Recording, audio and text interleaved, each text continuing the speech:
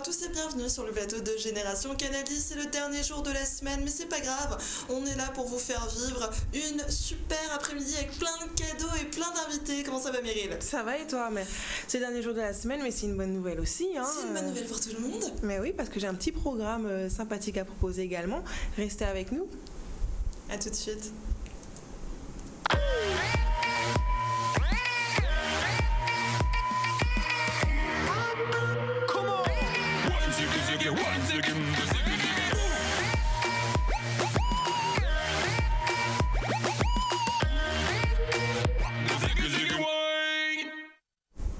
Génération Cannabis, c'est votre émission. Une fois de plus, vous êtes là avec nous en notre compagnie, à Meryl et moi, pour pouvoir découvrir de nouveaux invités, de nouvelles surprises et de nouveaux cadeaux vous attendent tout au long de cette émission. On le rappelle, comme tous les jours, vous pouvez gagner des voyages dans la Caraïbe grâce à notre partenaire Air-Anti, #TheBest. Vous voulez savoir où est-ce que vous allez partir? C'est tout de suite.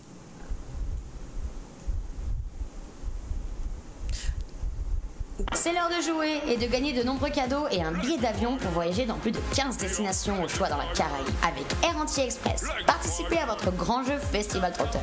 Envoyez Festival par SMS au 97 000, Festival au 97 000 pour de belles surprises et découvrir de nouveaux horizons avec Air-Anti, #TheBest tout simplement.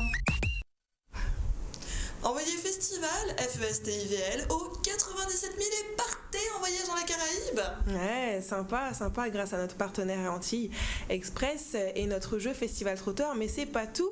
Vous pouvez également envoyer GC10 au 97 000 pour gagner plein de cadeaux Génération C10. Hier, on a fait gagner des maxi singles À Jean-Marc et Jude. Yeah. Merci les gars de nous avoir appelés. Merci les gars d'avoir été là pour nous regarder. Ça nous fait très plaisir.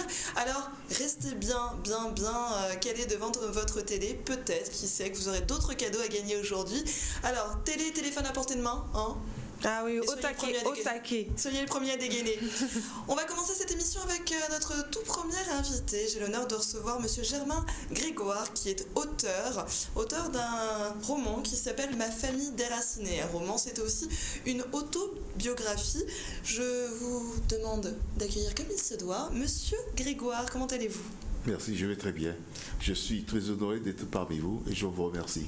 Alors, nous aussi, on est très honorés et très émus parce que vous avez vous racontez dans votre livre et vous êtes venu nous parler de votre histoire, une histoire qui a été assez difficile. Oui, qui est difficile encore à vivre. Voilà. Je vis avec ceci depuis 1956, et moi et mes frères et sœurs. Et c'est une souffrance qui est éternelle en nous, c'est gravé dans notre cœur, c'est gravé dans notre cœur. Dans votre peau. Mais voilà, alors votre histoire commence en Martinique, 1956, oui. Vous avez 8 ans, comme vous le racontez dans votre livre. Et là, à 8 ans, réveil brutal dans un champ avec vos frères et sœurs. Et là, la question, c'est que se passe-t-il? Eh bien, nous nous réveillons dans un champ. Lorsque je me réveille, nous nous réveillons, mes 3 frères, parce que les garçons, on est ensemble.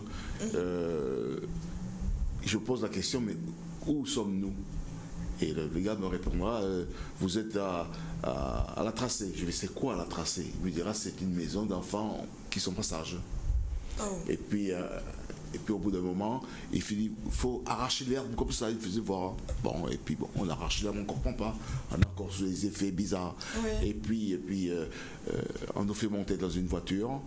Nous descendons la direction du port.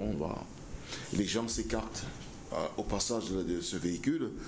Et ce bateau, il arrive le long de la passerelle du bateau. Il se gare, il prend mon petit frère, l'un de ces personnes prend mon petit frère dans les bras et il monte en courant. Et il nous prend par le col de la cheville, dépêchez-vous. Dès que nous sommes arrivés sur le pont, la passerelle est montée et le bateau commence à lâcher les amarres. Et nous voyons au loin notre mère qui arrive en courant, elle crie, on vole mes enfants. Et puis le bateau s'en va, la colonne de brume, alors là, c'est tellement puissant qu'on n'entend plus personne, plus rien. Et puis on s'en va, ces dernières images que j'ai de la Martinique. C'était le 20, dans ma tête, nous sommes nous sommes enlevés le 24 février 56. Pourquoi le 24 février? C'est une date qui m'est restée éternelle, il restera toujours éternelle dans ma tête. Cette date, c'est le jour où notre petit frère Robert naît. Nous l'avons vu naître, on l'a eu dans nos bras et on le verra 25 ans après. D'accord. Alors, histoire d'un enlèvement. Oui. Voilà, c'est l'histoire d'un enlèvement. On vient vous chercher, vous êtes en Martinique et on vous emmène dans un paquebot qui va vous emmener jusqu'en métropole. Le Colombie. Voilà, le Colombie. Et là, vous allez arriver en métropole à Tarbes. Nous arrivons oui. Au Havre. Au Havre, du Havre, on descendra sur Paris.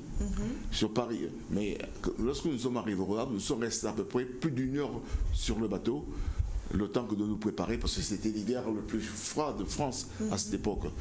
Alors, on nous a habillés chaudement pour ne pas qu'on ait froid. Et ensuite, qu'il n'y ait plus personne autour du bateau ou dans le bateau.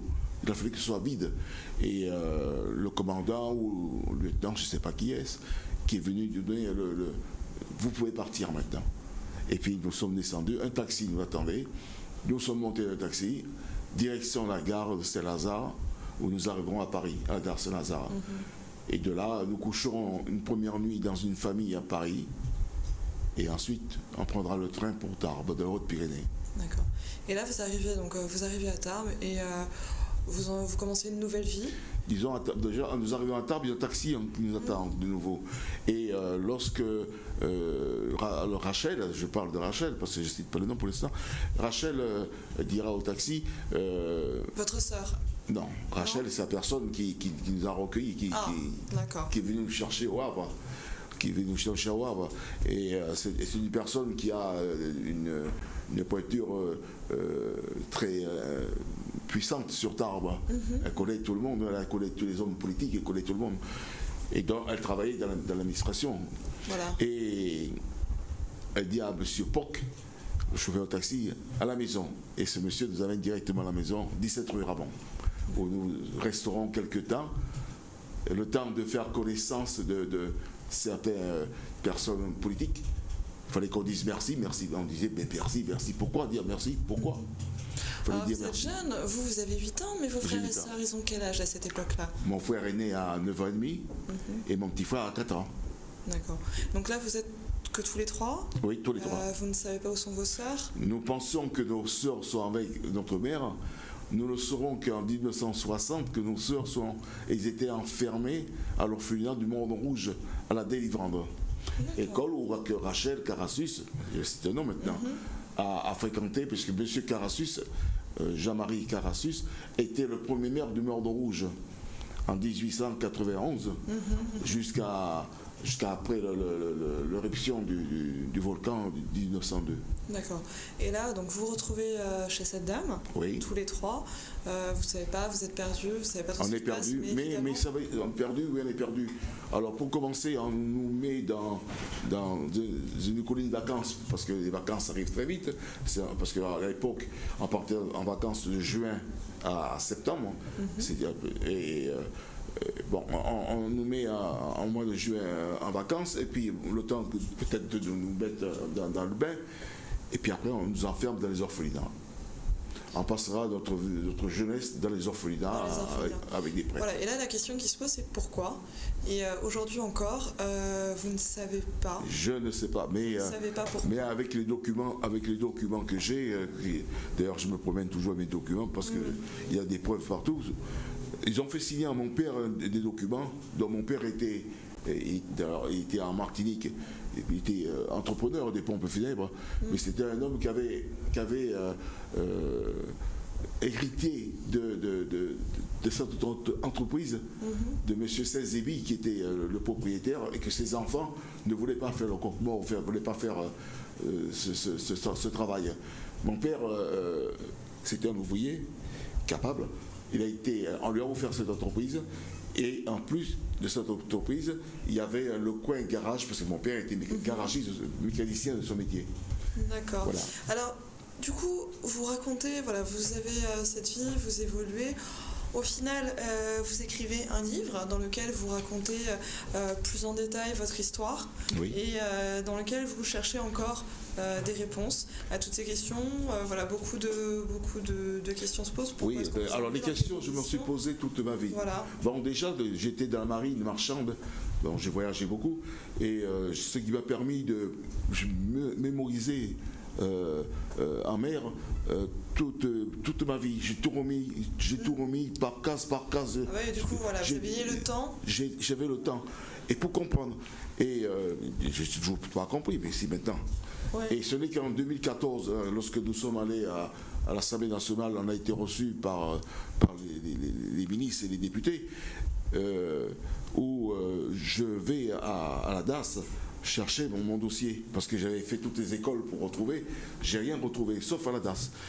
À la DAS, et j'apprendrai que, je lirai que nous sommes enlevés, alors je vous dis tout à l'heure, le 24 février 1956, et le bateau partira le 4 mars 1956.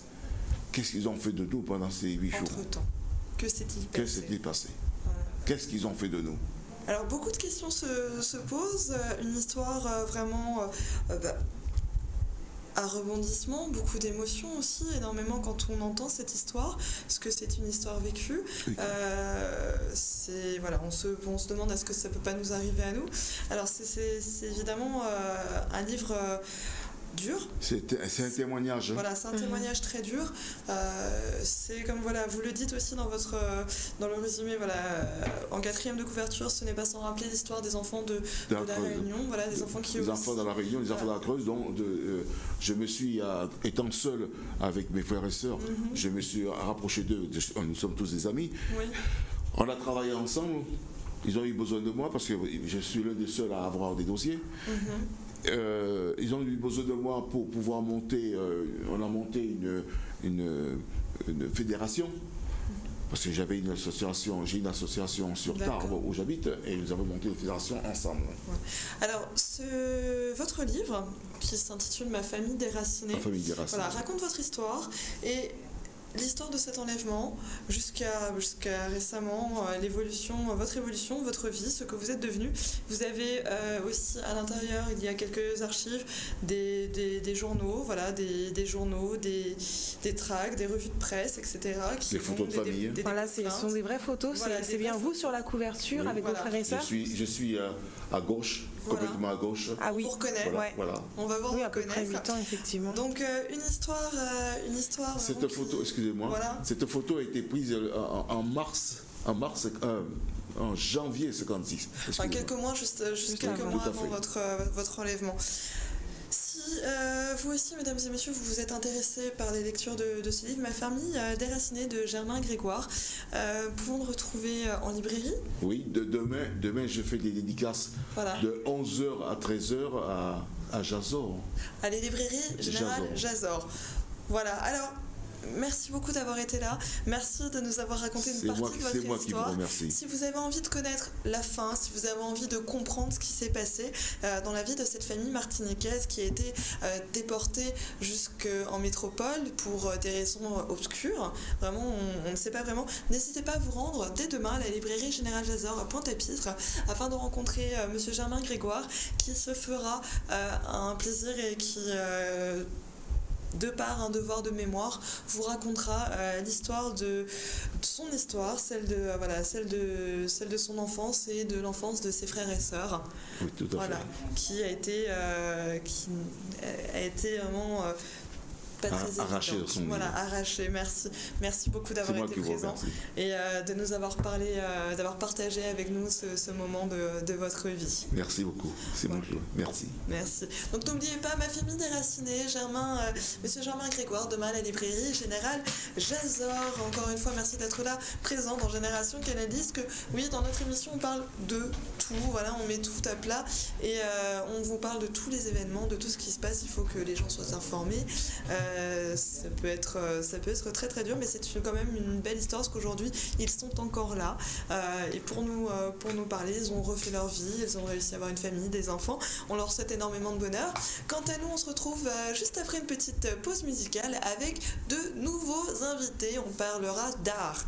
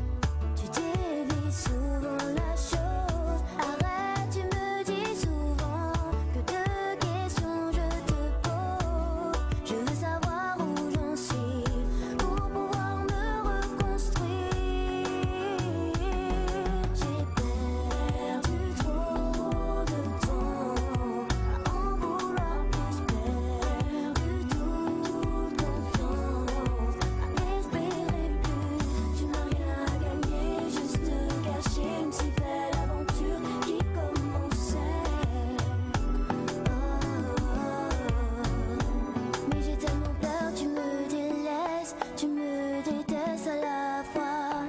Je sais qu'elle compte beaucoup pour toi, ça ne s'oublie pas. Comment surmonter?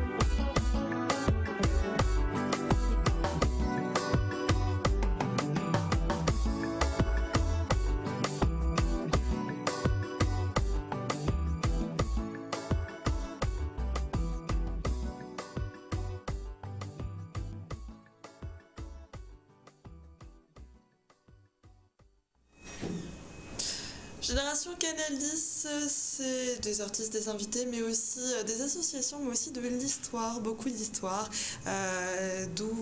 dont cette autobiographie, voilà, de Monsieur Germain Grégoire. N'hésitez pas, on le répète, à aller le voir lors de sa dédicace à la librairie Jazor demain après-midi. Bah oui, vous pourrez repartir avec votre livre dédicacé. Voilà, et si vous aussi, ça vous a titillé un petit peu, que vous avez envie de connaître la fin de cette histoire, n'hésitez pas à vous y rendre. Parce que moi, je suis très très curieuse et je suis vraiment assez perturbée de ne pas connaître la fin. Surtout, surtout moment... Pourquoi ? Voilà, le moment qui a été raconté, notamment de voir sa maman au loin s'éloigner alors qu'elle est dans le bateau, c'est assez... C'est dur. Surtout de s'en souvenir quand on est jeune comme ça.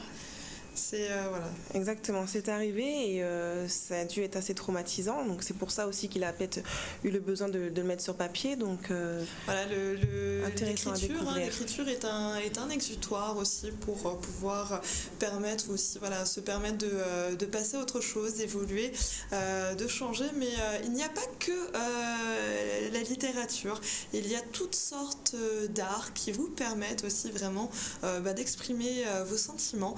Et sur ce plateau, justement, nous recevons comme nouvel invité Monsieur Léandre Sigiscard, qui est animateur territorial au Centre des métiers d'art de Pointe-à-Pitre, excusez-moi. Monsieur Sigiscard, bonjour. Bonjour. Et bienvenue. Donc vous travaillez au Centre des métiers d'art, un centre qui existe depuis maintenant 46 ans. Tout à fait, depuis 46 ans. C'est un centre qui a été créé par la municipalité de Pointe-à-Pitre, qui était dirigé d'abord par le docteur Henri Bangou, qui a eu l'idée de créer cette institution et qui l'a mis en gestion par une association. Qui l'a donné à gérer par une association. Voilà, et aujourd'hui, vous êtes là pour accompagner de nombreux élèves dans le développement pour beaucoup d'une passion. Vous faites évidemment dans le Centre des métiers d'art. Qu'est-ce qui dit Centre des métiers d'art dit vraiment qui dit peinture, on en a parlé tout à l'heure, oui. Vannerie, etc. Enfin, voilà, ça regroupe énormément de choses et surtout ça regroupe beaucoup de... peu importe l'âge, en fait, du plus jeune au plus vieux. Voilà, on a les jeunes et les adultes. Voilà. Alors, il y a deux pendants au Centre des métiers d'art. Il y a la partie élèves qui sont là tous les jours et il y a une partie artisanat d'art. Tout ceci se regroupe. Et nous avons donné des cours pour les enfants du mercredi, les adultes qui viennent le soir ou l'après-midi selon leur temps libre. Et c'est à cette occasion que ce soir il y a le vernissage et que l'exposition sera ouverte dès demain pour voir tout ce qu'ils ont pu acquérir et créer, que ce soit les les jeunes à partir de 5 ans jusqu'aux adultes qui peuvent venir. Peu importe l'âge. Donc effectivement, vous venez d'en parler. Demain aura lieu une exposition. Voilà, c'est l'exposition de fin d'année du CMA, dont le thème, parce que chaque année il y a un thème différent sur lequel tous les élèves travaillent, peu importe la discipline, qui s'intitule Les Maisons du Monde. Voilà. Alors pourquoi avoir choisi ce thème-là cette année? C'est-à-dire que on se réunit en groupe pédagogique et à chaque fois on discute et on cherche et chacun avance ses idées et puis on arrête une idée. Une fois qu'on a discuté, on arrête une idée et tout le monde s'y met et chaque discipline essaie d'adapter son art au thème. Voilà.